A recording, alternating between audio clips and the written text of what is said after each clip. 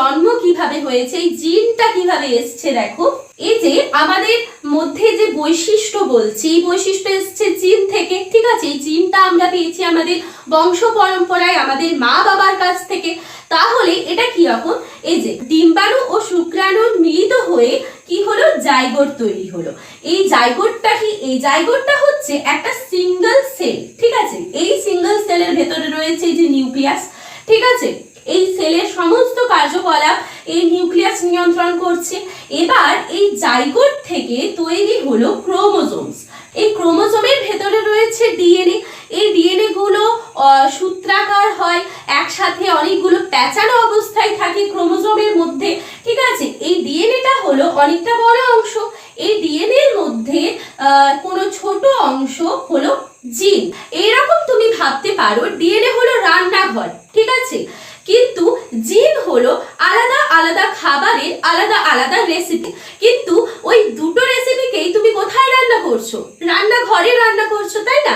তাহলে তোমার রান্নাঘরটা কি? তোমার রান্নাঘরটা হলো ডিএনএ। ডিএনএ এর মধ্যে রয়েছে জিন, আর এই জিনটা হলো ইউনিট অফ হেরিডিটি, ঠিক আছে। এবার এই যে ক্রোমোজোম, আমাদের মানব শরীরে কটা ক্রোমোজোম থাকে? 46 টি ক্রোমোজোম থাকে, ঠিক আছে, যা 23 জোড়া, ঠিক আছে।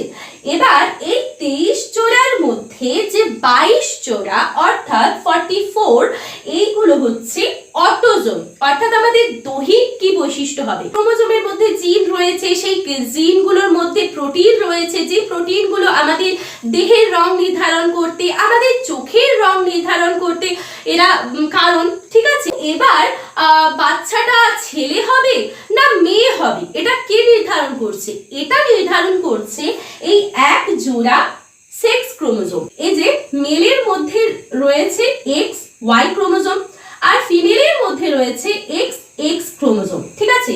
এবার একটা শিশু যখন জন্মগ্রহণ করবে, জাইগোটটা তৈরি হলো, তখন মেলের কাছ থেকে যদি এক্স ক্রোমোজোম আর ফিমেলের কাছ থেকে এক্স ক্রোমোজোম পায়, তখন কি হবে? তখন সন্তানটা হবে কন্যা সন্তান, কারণ ফিমেলের মধ্যে শুধুমাত্র এক্স ক্রোমোজোম রয়েছে, ঠিক আছে। মেলের কাছ থেকে ওয়াই ক্রোমোজোম পায় আর ফিমেলের কাছ থেকে এক্স ক্রোমোজোম পায়, তাহলে সন্তানটা কি হবে? তাহলে সন্তানটা হবে ছেলে, বয়।